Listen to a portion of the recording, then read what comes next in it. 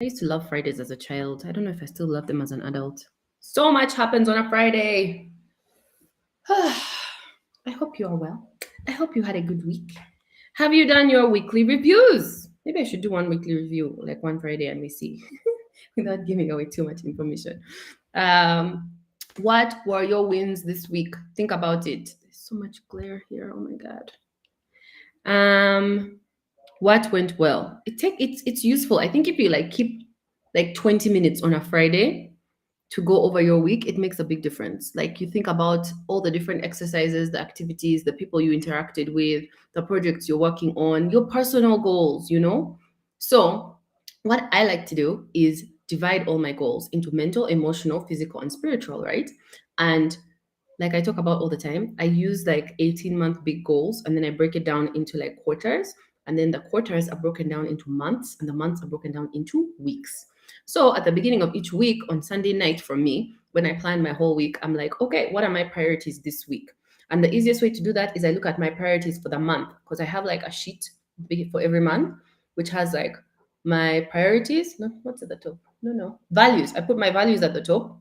Then I put like the areas in my life that I want to assess myself and work on every month. Then I put like two or three inspiring quotes that are to do with like the intentions I have for that month. Then I put the priorities. So now when I look at my priorities for that month, I can break that down into each week. And then when I look at my calendar, I'm like, okay, what is important to me this week? And I put those in the calendar first. Then other things, I can be like, okay, we can have a Zoom on this day. Oh, we can fit a meeting here. Okay, I can catch up on that there. What I also do, I'm just going to take off these glasses, it's distracting me. What I also do is, what do I also do? Oh, I also learned instead of just putting stuff on a to do list, you can also put stuff straight into your calendar, right? So that instead of like it's this pending thing in your mind that you have to do, you schedule time to do it so that firstly, you're not just thinking about it, like it's not eating you. And secondly, you actually sit and do it. So what I do is I put in like the important meetings first, the things that require other people, like check, okay, my assistant checks, check with this person what time works for them, check with this person, when is this team meeting? So those are in the calendar. Then I look at what's important for me to do this week and I put those in my calendar where it will fit, like the time it will take. Is it a 1 hour thing? Is it a half an hour thing? Is it a 2 hour thing? What do I need to do? And then the rest of the space, I leave it flexible for, okay, this person really needs to see me today, or I really need to run and do that thing. And that really helps me to make sure at the end of the week on a Friday, like now on a Friday, this is why my Fridays are always hectic because anything that you had to push during the week or you didn't get to, now I try to squeeze on a Friday and I'm just like, tick, tick, tick, tick, tick, tick. It's so messy. But I saw a quote yesterday. What was it? Margaret Thatcher said, at the end of the day, when you sit and feel satisfied, it's not because you had like a relaxing day at home. It's because you did all the things you wanted to do in that day.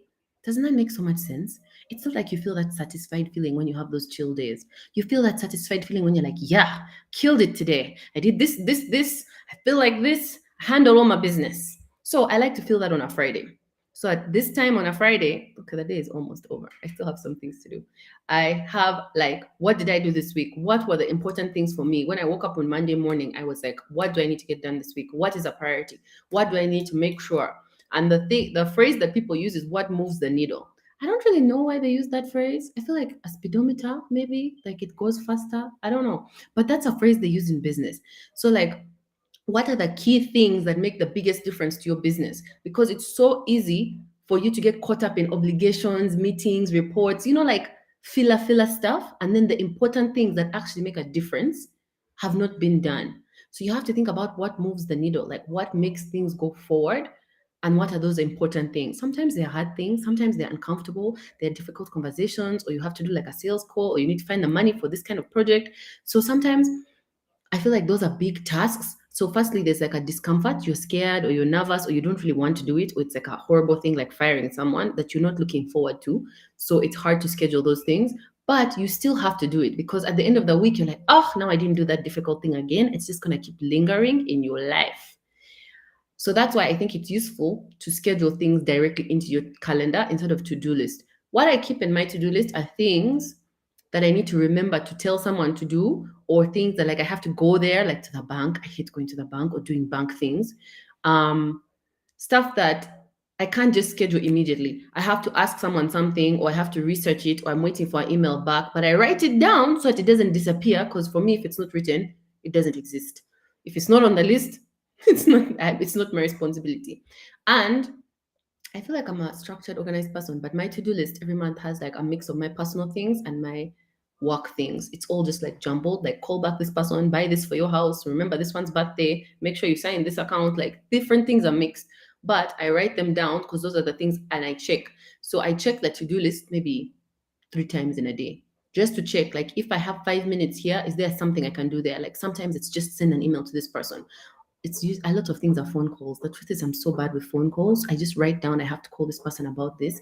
And I really try to avoid that because I feel like phone calls just delay everything. If you can text or WhatsApp or voice note, every life moves so much faster because I can deal with things when I have time to do them. Phone calls means like I have to sit and give my time and energy. It's like this. It's such a restrictive, difficult block for me. That's why every week it's hard for me to be live at 4 on Friday. I'm in a different place. I'm stressed. I'm thinking about the internet. I was here. I was there. I was late. There's too many things. So I feel like you have to find a system that works for you. This is what my there's a point to all this. So I feel like that is the system that I have built over the last few years because I've experimented with different to-do list apps or calendars or systems or doing everything of these kinds on a one day and batching and chunking and like there's so many productivity things out there. You have to, I feel like the most effective way to get results for yourself is to experiment. Try each one that you come across or try what someone has suggested. Do it for a few weeks, see if it makes your life easier, better, clearer, simpler, smoother. If not, you tried. It's okay. Go back to your other system. Some people write things down physically. Some people write it in their phones. Some people don't need to write things down. They just remember everything. Some people file stuff in different ways. Like some people need morning times to be clear. Some people are not productive, like at a certain time of the day. So you have to learn yourself to make sure your week is optimized for you. Yes, no man is an island. We all have bosses, we have responsibilities, we have obligations. You have to do certain things at certain times. But mostly our lives, there's a lot that is in our control. And as much as it doesn't feel like that sometimes, but the way you write your to-do list, no one can do that for you. No boss can force you to do it a certain way, you know? The way you organize your own life is up to you. You also can't just leave it up in the air. I feel like if you're not proactive, you're like some people think they're getting things done, but I feel like when you put in effort, attention, wherever you put your focus, that's something in your life that you can grow and improve on. And you'll be shocked at how productive you can be. The same hours that we have in the day, it's wild when some people are just coasting, like, oh yeah, I did one thing today. Okay, sure. If you put in some effort, you could do 7 things, which means there's a point to this. If you are more productive and efficient every day, it means you get way more done in a year. That's the truth. So something that would take you 4 years to do, you can bang it out in 1 year if you're focused. If you learn how to say no to other things, you learn how to organize your time, you prioritize, you're efficient, you focus. There are so many small things. And if you make these small changes, you become so much more efficient. And I feel like that's the first stage because people are really not efficient in this Uganda that I live in. Oh my God. It would really help us all if everyone wanted to be more efficient. Sometimes I'm walking behind people, even people who work for me in the office, and they walk so slow. Like they have nowhere they're going. Like we're just chilling, we're just walking. I'm like, it's a work day. Make haste. Let's go. Let's move. I always feel like I'm going, going, going, which, I'm always under pressure because I always have way too many things to do. But, that is the recipe for success. I swear I saw a quote about this. The best way to get something done is when you have what you need to get done and not enough resources.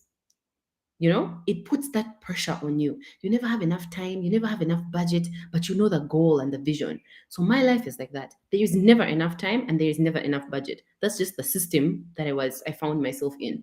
There's no structure for where the money is going to come from for this thing, or who is going to pay for that, or how much is this going to cost. And it's always like we need it yesterday. So I don't have the luxury of like, okay, this is my project for 6 months. The budget has been approved. These are all the team members. This is what we're gonna do. Here is the vision. I wish. I love people whose lives are like that. I see them and I'm like, hey mama, that's not my life.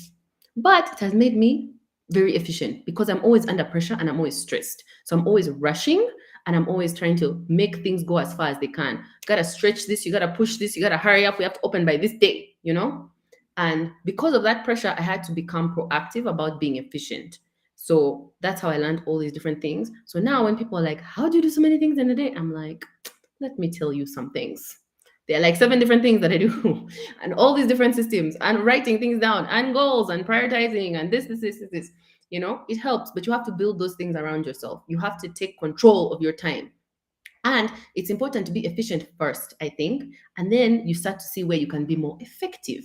Because I feel like the first step is to get things done. Once you know how to get things done, then you can now go back and say, how do I get things done better? Because a big thing we all struggle with, well, I think most people, is perfectionism. There's so much procrastination, there's so much fear. You want to wait till you're ready. It's not yet ready. We need another 2 weeks. We need another meeting. We need another. Me, I'm like, let's just do it. It doesn't need to be perfect. First, let's get it done. Then we can see how to improve. And once I learned how to do that, it really changed things for me because you're not scared and you're not like worried about things being perfect. You manage people's expectations and then you keep improving because you learn so much in the process. The process of action and getting something done, you learn what needs to be improved. If you stay planning, maybe this, it could be this, it could be that, it could be a bajillion different ways, but you will never know what actually works until you actually do it. And there's nothing like real ground feedback. A customer telling you this color is terrible or like this food is amazing. There's no alternative for that. There's no book, there's no class, there's nothing that will teach you that. So the sooner you act, the sooner you get feedback, the sooner you're going to improve. So first you be efficient, then you be effective. That's my recipe, my theory. So I'm saying this is something you need to build in your life so that on a Friday you feel like I was efficient. One, I did all the different things that I needed to do. And was I effective? Did the things get done well? Did it get done properly? Did it get done to the best of your ability? Something that I've recently been reflecting on is because I'm always in a rush and pushing people, I don't explain things properly. I don't give them a chance to understand well. I don't give context. Last night I realized one of my team members, I hired a person, added them to the team, and I never explained to her why. I just started sending her work, talk to this person, do this, and I was like, oops. In my mind, I'm trying to think of like where we need to go, what the vision is, what needs to get done. This is the most efficient way to do this. Hire this person, let's just go. And I forgot to explain why. So I feel like that was my bad. I apologized, I explained. But these are the small things I learned. But I still think it's better to be efficient first, just because it has really helped me. Maybe I have too many things spinning all at once all the time, but they work somehow. They say there's no such thing as a broken system. Every system works the way it was designed. If it's not having the outcome you want, it's because you need to change something in the system. The system is working. Whether you think it's working for you, that's up to you to change. But it helps. That's why I think these weekly reflections are something I learned a few years ago, and it really helps because the sooner you get the feedback, the sooner you measure and assess, the sooner you can improve. So if I am assessing myself every week, how effective was I? How efficient was I? Did I get this done? Was I polite? Did I handle this project well? Did I go to the gym? Did I drink enough water? Was I kind to my mother? Was I kind to my child? You ask the things that are important to you in your life every week, and you will see the difference. You will see how you start to change as a person and you start to become the person who you are in your goals. Because the version of you that has achieved those goals is not the same version of you that it is today. But the only way you can become that person is if you start working on those things and then you start to improve, you iterate, you get better with every cycle. So for me, there's 52 cycles in the year. Those are 52 opportunities to be better and be who I want to be. And you start to see the improvement. So if I do the weekly reflections, it feeds into my end of month assessment. So I can see on the big things, the priorities, the intentions, the goals. Am I making progress? Am I moving the needle? Do I keep saying this is my goal, but the whole month I didn't do anything to help that goal? So many months I would say I'm gonna go to the gym. I did not even own gym clothes. I like, when you were so far and so zero, and every month you put it there, yeah, I'm gonna go to the gym. That shows you're not being efficient, you're not being effective, you're not achieving your goal, you're not even making progress.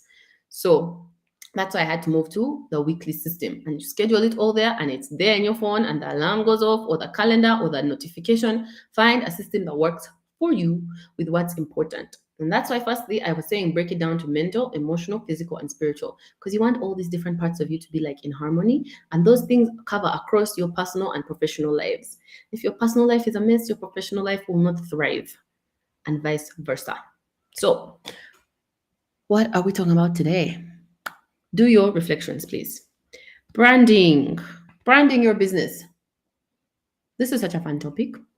I love the branding part of business. This is like the fun part for me because I feel like it's the creative, interesting part. It's not the hard, difficult ops or finance, things. So with branding, what I think is the most useful thing in branding? I feel like I learned this, and after I was like, duh, like, of course, but before you know it, you don't know it, you don't do it. You have to have your audience in mind. And I think maybe my first two companies, can't really remember when I learned this. But I think my first two companies, I feel like I was like the typical young entrepreneur. Oh my God, I have this idea. This is going to be so great. This is the color I want it to be. Oh my God, it was so much fun. I painted the office that color. We had like stickers on the cars, logos, brochures. Like it was the most fun I've ever had with branding. I went over the top, but I had fun. And I learned. I didn't learn along the way. But I think that's the problem. You think of something for you. This is a fight I have with my parents all the time. I'm just like, yes, I understand that this is what you like, but you are not the target customer for this business. I'm so sorry. So we're not gonna put the tiles you like, mother. These are the fights that I have with them. The thing is, you have to think of your audience. You have to think of what your target audience wants, not what you want. As an entrepreneur, the solution you're providing, the business you've created, is to help other people. You are not your own customer. You're not going to be using your business. You need to be thinking about what do the people want? Who are the people? And when I say the people, I mean be super specific. The kind of person I'm targeting for branding and advertising for Skies is not the same person I'm advertising for her or for Musana Cards or for Simba Telecom. Those are four completely different target audiences.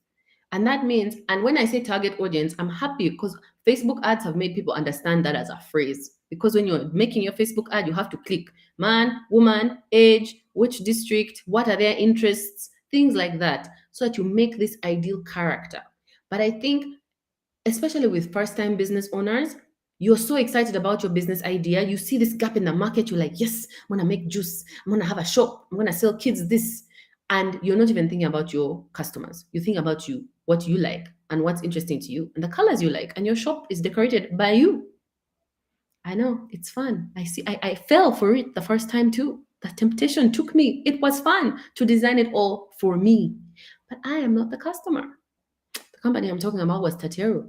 I didn't need a property. I was not looking to rent or buy a house. But I worked in property and I thought it would be fun. And I had so much fun with my branding. So I think that's the most important thing. Start with your audience in mind. Who is your target customer? That is your typical ideal customer. Is it Fred? Is it Mary? Is it Sarah? Is it six little children? Who is your target audience? How are you going to appeal to them? What is interesting to them? What colors do they like? Where do they find information? Are they on Facebook? Are they on Instagram? Are they sitting in traffic looking at billboards? Do they read the newspaper? Do they listen to radio? These are all like the different marketing channels. But you also have to know what's important to them. Are they family oriented? Do they need bright colors or they need serious colors? If you are applying to like sell banking insurance products, you're not going to have pink and blue and yellow and orange, and that's what your marketing looks like. Because the kind of typical customers who are paying for those serious banking products, unfortunately, are like older men. I say unfortunately because there's not that many women who are buying like those typical things. I think that's why all banks have like dark blue. It's like one of their logo colors. Because also there's like a color wheel. Every color has like the emotions and things it's associated with. Like purple is exciting and eccentric, and like navy blue is about seriousness and sincerity, stuff like that. There's like a reasoning behind each color, the emotion it evokes. So it's important that you have these things thinking of your target customer. If you make everything black and white and your thing is appealing to children, you're trying to sell something for kids, it's a kids shop, no child is going to walk past it and be like, oh, mommy, let's go to the black and white shop. No. So you have to think about who you're trying to appeal to. And this is such a big part of your branding. The name of your company, the logo, the colors, the way you're going to brand. What do people associate with your brand? That's what we were talking about this week. When they see your brand, what do they think? What do they feel? Because remember, you're advertising to human beings. That's another thing people forget. You're not advertising to a machine. It's not you choose what looks nice to you and just put it everywhere. You have to think about a human being. That's why effective adverts, if you watch like news at 9 p.m., right? Every single advert is going to have a family. I feel like that's such a Uganda thing because we're such a one of the fastest growing populations in the world. Everybody got 7 children, man. So it's like whether you're selling cooking oil, you're selling paint, you're selling hotels, you're selling a restaurant, it's a family. They're all there having dinner, or they've gone to the park, or they've gone to school, or you're selling soap, or you're selling whatever it is, the family is doing it. And that makes sense because the marketing teams of these companies have assessed the market in Uganda, and who they are looking for are family oriented people. That's why religion is such a big thing in our country. Anything to do with kids, such a big thing in our country because we are family oriented. There's families everywhere. It's a cultural thing, it's a Africa thing, but it's also a very Ugandan thing. When you go to different countries, I'm trying to think of where, like in Japan. So Japan has one of the oldest populations in the world. In Japan, the billboards, the adverts all have old people because that's the biggest consumer market. The old people outnumber the young people. So they're not selling young, fun, exciting things. It's not bars and clubs and skydiving and motorbikes. It's like retirement packages and sweaters, you know? That's what appeals to the market. So you have to think about your target audience. It's very important. It's what sells your brand. And when you think of your target audience, what do they want to see? Do they want to see what are they aspiring to be? So, like for example, with her, we're targeting working women. So everything we do has to have a feminine touch, but a serious touch. That's why our logo is pink and black.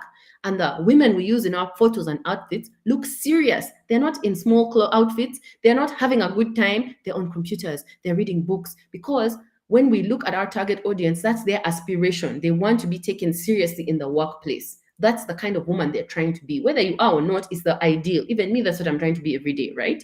So you're not trying to look super fun. You're not trying to look super fancy. It's not about like fancy cars. I know with men, when you're advertising stuff, one of my Forbes friends, it's so funny. He's on the same Forbes list as me. I saw his personal website and like his YouTube channel. I was just like, oh my God, it's like a music video. But with men, they want to see like fancy cars, big watches. He's in a suit, he's in sunglasses, he's getting out of the car. Then he gets into like his fancy office. I was just laughing hysterically. He's like, why are you laughing? I'm like, seriously, this is how you promote yourself as a business person? He's like, yeah, but 90% of his audience was young as like men who all want to make it big. You know how the attitude of young men is like, make money, flash the money. Women are not like that. So that's not how us we advertise. But I found it so amusing because he knows his target audience and it really works for him. He's very successful and it's very aspirational. So you have to think about what your target audience is looking for, what they want to hear, what is important to them. Do they need to see the price first, or first they need the story? Do they need to know where to find? Is it about come and contact us? How do you make it easy for them so that when they see it, they're like, yes, this is what I want. This resonates with me. I connect with this thing, you know? That's the idea with the brand. That's why I'm saying when you see a brand, you have to think, what do you think about? Do you think, that's too fancy, I'll never afford that? Because that means you're not the target audience. Where did I see that? Ferrari doesn't advertise on TV. I think there's a quote about that. Ferrari doesn't have TV adverts because the kind of people who buy Ferraris don't sit around watching TV.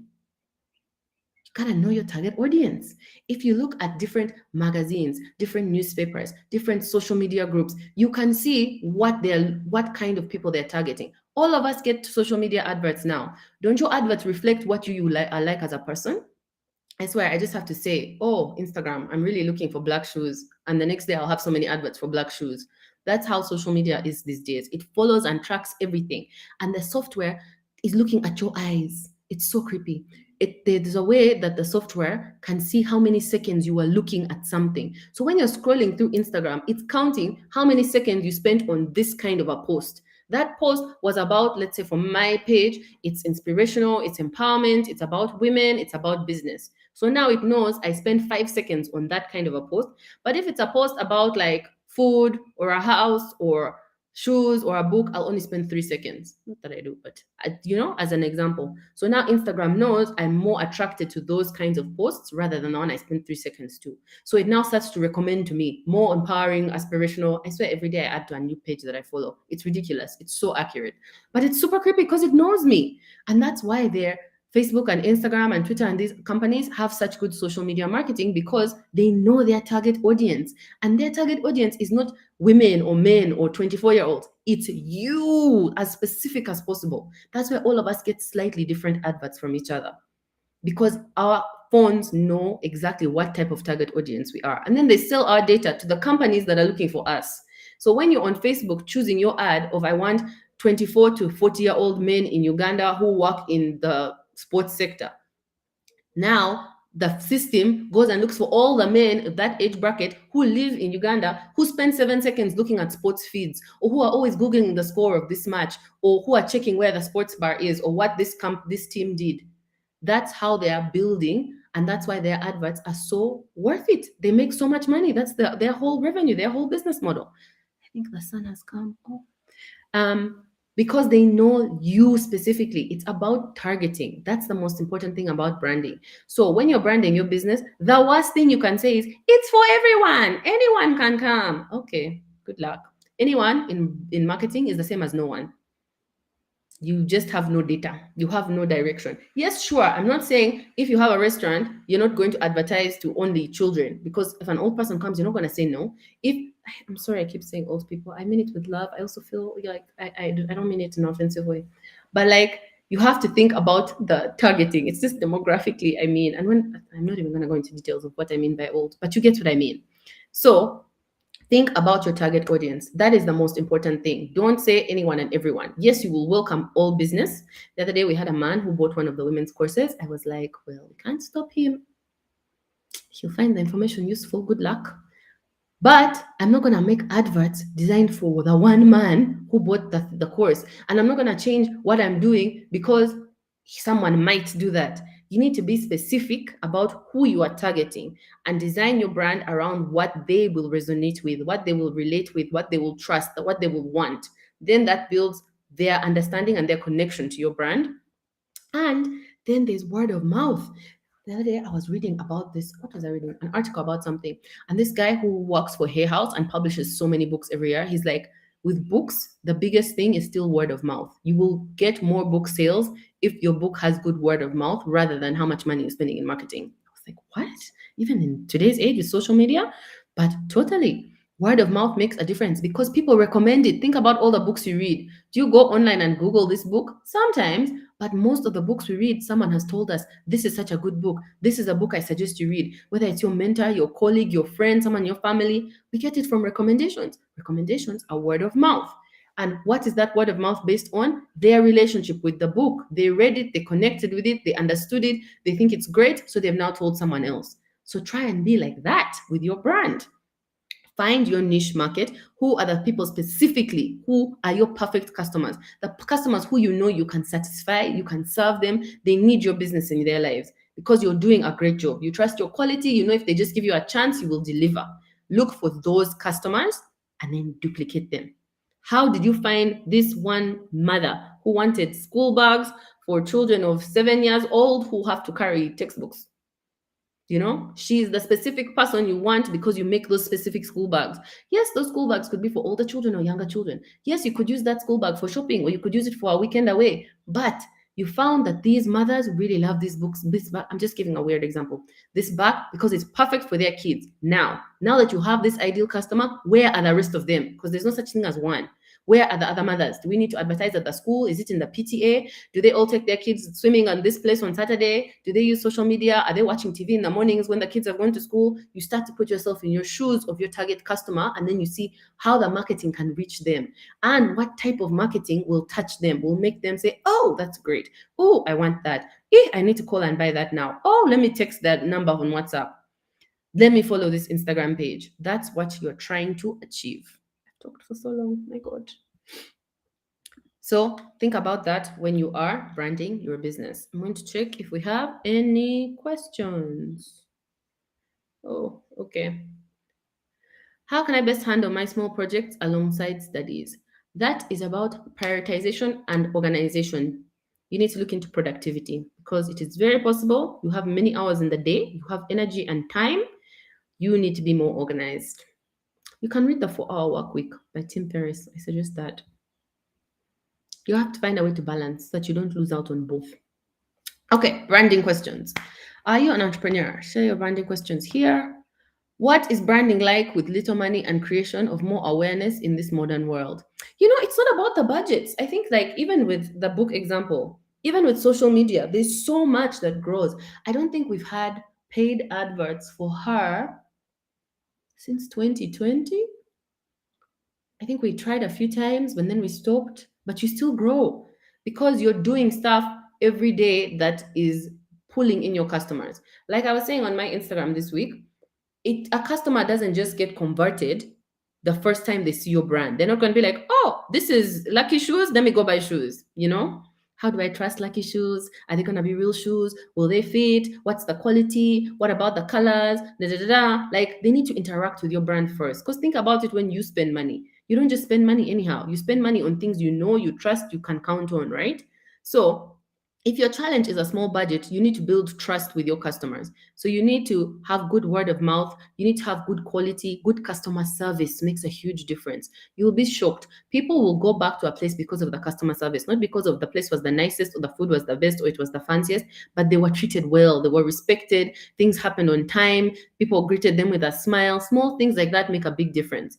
And also, when people recommend you, they know that their name is on the line with it.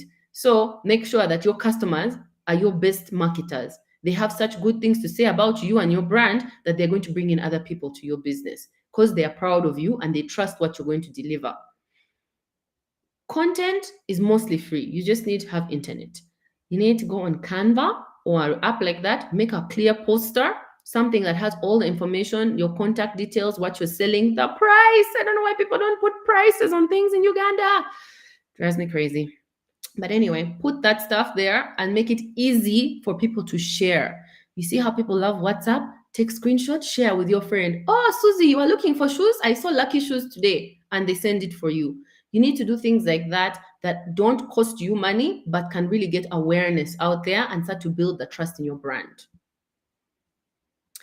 When should someone think of rebranding a business? What factors should be considered? Ooh, rebranding is tricky. I've had to do that a couple of times. One, I think, of course, is like when there's a legal situation, like you didn't register the company and now there's another company that is legally registered and is running around with your brand name. I think it also makes sense to rebrand when there's too many similar ones. Remember when Java's and Java House were like in a lawsuit because their name was too similar? And then I think one became Cafe Java's and then one became Java House, like they allowed that. You don't need problems like that, because what if the other person has bigger marketing budget than you? No one is ever going to be able to find you. You just drown in there. It's I don't think it's unethical. I think also when something goes wrong in your business, you might have to rebrand, build the brand in a new way. The one time I had to rebrand, we changed the function of the company. So now our target audience changed, the business model changed, things became different. We had to change the branding because it was too confusing.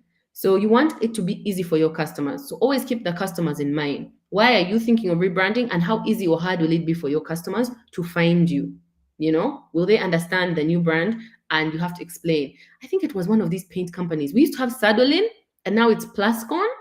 I never knew why. I just assumed Plascon bought Sadolin. I've never actually found out why. But I remember the rebrand, and that was an expensive rebrand. Those guys went and repainted everything in Uganda that said Sadolin. And some of those Sadolin things have been there since I was a kid. I was like, okay, Plascon, we all go and learn your name. So rebranding is a lot of effort and it can be expensive and it's difficult because you don't want to lose customers who are like, oh no, there's no more Sadolin. Let me go find a new paint company. I think that one is Bosco or something like that. Basco, So you don't want to make life hard for your customers. So I try to avoid rebranding if you can. Transparency is a big thing these days, and authenticity. So you'd rather explain to your customers and show, okay, we're moving to this website or this company name or this because of this, it helps. You exude confidence in yourself. Is it wrong to have a picture of you as my brand? Yeah.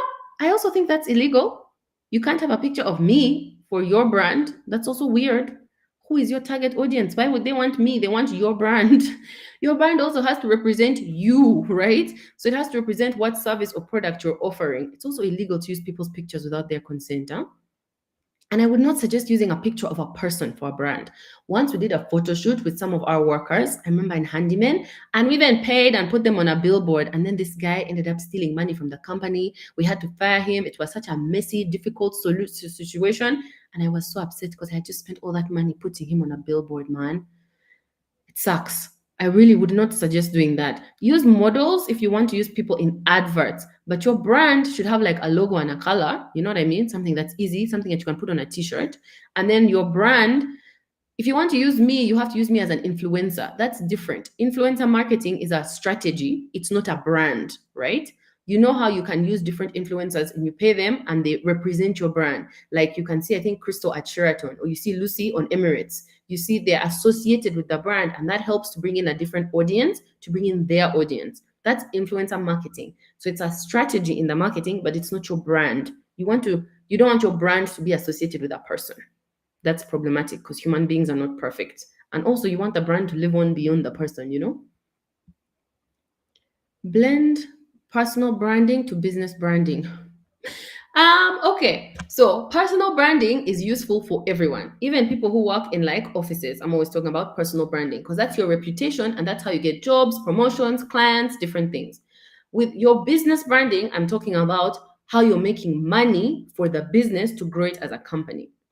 Now, sometimes there is overlap. For example, my personal brand gets me speaking events where I am paid to come and speak at an event, for example. So now that's my business. It's like consulting, you know what I mean? Because my personal brand is associated with certain business topics, I get invited to speak about those topics and I get paid for that. So that's where I think the blend in personal branding and business branding happens. Now, the challenge is when you cross over that, everything crosses over. And that's why I'm saying we are all human beings. Everyone has a flaw. So sometimes I have to think about it. Am I going to go and present in a bank and speak about innovation when I have a nose ring in and my hair is currently purple? Doesn't really work, you know? I find like I get away more with the gray because you can't really say gray is a wild color because, you know, it's a natural color for hair. So it's easier. This nose ring I can take out if I have to for an event. So I'm just saying when it's a personal brand, it's a bit messier. That's why it's easier to be an influencer where your personal brand is your business and people now know you. But like I was explaining to a young lady the other day, it's also hard work. People think influencers are just sitting on beaches taking photos, drinking cocktails. It's not fun when you have to take those photos. Do you know how many photos they have to take? They can't relax. They have to look a certain way. They have to be a certain pose. You have to dress a certain way. You probably don't eat because you have to fit in those nice clothes. You know what I mean? It's hard work.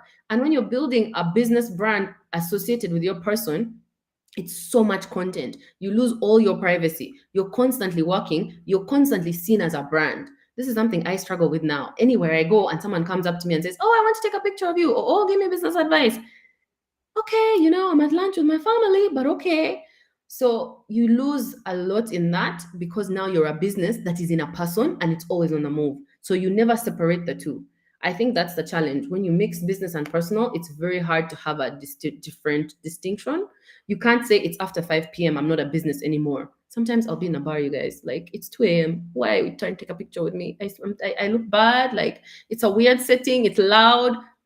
They want a picture. Okay, this is my fault. I'm not who makes my personal brand with my business. And you can't say no, and you can't be rude, and you can't refuse, because now that's poor customer service.